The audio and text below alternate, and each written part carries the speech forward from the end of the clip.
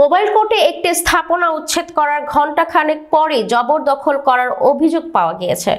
এমন ঘটনায় স্থানীয় জনমনে ক্ষোভ সৃষ্টি হয়েছে। ঘটনা ঘটেছে উপজেলার ভাটরা ইউনিয়নের কান্দিরপাড় গ্রামের উত্তর মাঠে।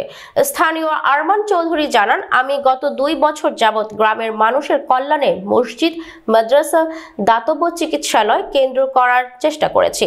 একটি মহল নানা অজুহাতে বাধা দান করছেন। আমার নির্মাণাধীন ভবন রাতে আধারে ভেঙে ফেলেছে।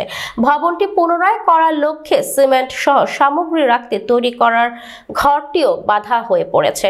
ঘরটি সরকারি সম্পত্তিতে তৈরি করেছেন বলেই গ্রামের কয়েকজন উপজেলার নির্বাহী কর্মকর্তার কাছে লিখিতভাবে জানিয়েছেন।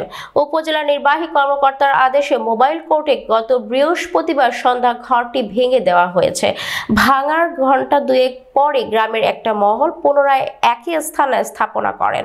স্থাপনকারীরা জানান, কৃষিকাজ সেচের প্রয়োজনে ঘরটি করেছে, এটি স্থায়ীভাবে করা হয়নি। ইউনিয়ন সহকারী ভূমি অফিসার মোহাম্মদ জহিরুল ইসলাম জানান, ঘরটি দখলমুক্ত করার জন্য ছবি সহ সহকারী কমিশনার ভূমি মহোদয়কে প্রেরণ করেছে। সার্ভেয়ার মোহাম্মদ সাখাওয়াত হোসেন জানান, এই বিষয়ে সত্য হলে স্যারকে অবহিত করে ব্যবস্থা নেওয়ার আশ্বস্ত করেছেন। সহকারী কমিশনার ভূমি দেবব্রত দাস জানান, এমন ঘটনা ঘটলে তাদের বিরুদ্ধে আইনগত ব্যবস্থা নেওয়া হবে।